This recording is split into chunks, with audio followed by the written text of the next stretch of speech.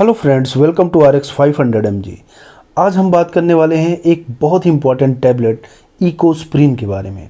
आज हम जानेंगे कि आखिर इकोस्प्रिन टैबलेट किस कंडीशन में यूज़ की जाती है, किन किन बीमारियों में इसका यूज़ होता है, डॉक्टर कब इसको प्रिस्क्राइब करते हैं, क्या इसके डोज होते हैं, क्या साइड इफ़ेक्ट होते हैं।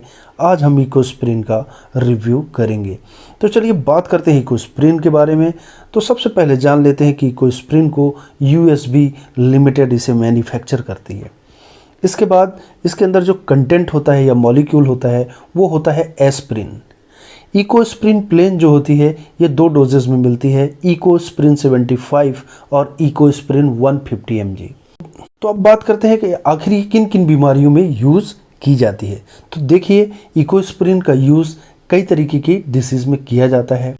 खासकर ये चेस्ट पेन, यानी कि चेस्ट में कभी कभी जो पेन होता है, खासकर उन लोगों में जिनको ब्लड प्रेशर की बीमारी होती है उनमें, यानी कि एंजाइनल पेन होता है, यानी हार्ट की वजह से जो पेन उठता है चेस्ट में, उस कंडीशन में इसको दिया जाता है, यानी कि उसके ट्रीटमेंट में इसका यूज़ किया जाता है।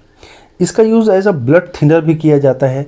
ब्लड थिनर का मतलब कि यानी कि ब्लड को ये पतला करता है, जिससे कि जो ब्लड की वेसल्स होती हैं, यानी आर्टरीज या वेन्स होती हैं, उनमें ब्लड का क्लॉट ना बने और ब्लड बराबर सर्कुलेट हो।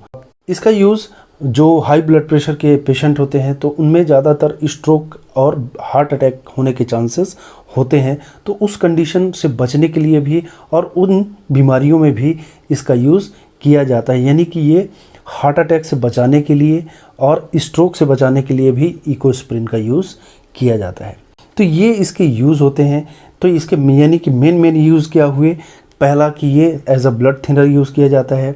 इसके बाद चेस्ट पेन या एंजाइनल पेन, यानी हार्ट की वजह से जो दर्द सीने में उठता है उसके लिए इसका यूज़ किया जाता है। इसके अलावा हार्ट अटैक और स्ट्रोक से बचाने के लिए इसका यूज़ किया जाता है। तो ये उसके कुछ मेन यूज़ होते हैं। अब बात करते हैं आखिर इसके डोज के बारे में बात करते हैं। तो इसका जो डोज होता है, ज़्यादातर देखा जाता है कि इकोस्प्रिन को दिन में एक ही बार लिया जाता है और ख़ासकर रात में ही लिया जाता है, यानी रात में खाना खाने के बाद एक टैबलेट ले सकते हैं। अगर डॉक्टर आपको 75 प्रिस्क्राइब करता है तो आप 75 mg की ले सकते हैं। अगर 150 की प्रिस्क्राइब करता है तो आप 150 की टैबलेट ले सकते हैं। इसके बाद बहुत से ऐसे लोग होते हैं जिनको दिन में 2 बार भी इसको प्रिस्क्राइब कर दिया जाता है, यानी कि दिन में 2 बार, पर ये रेयरली होता है।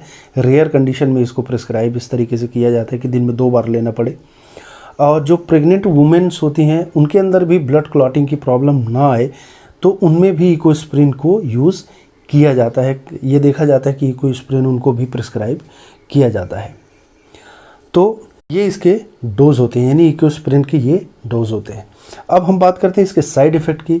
तो साइड इफ़ेक्ट में ज़्यादातर ये देखा जाता है कि इकोस्प्रिन को यूज़ करने पर हीमोरेज की प्रॉब्लम आ सकती है, यानी कि अगर आपके इंटरनल कहीं पर ब्लीडिंग हो रही है तो वो ब्लीडिंग बढ़ सकती है।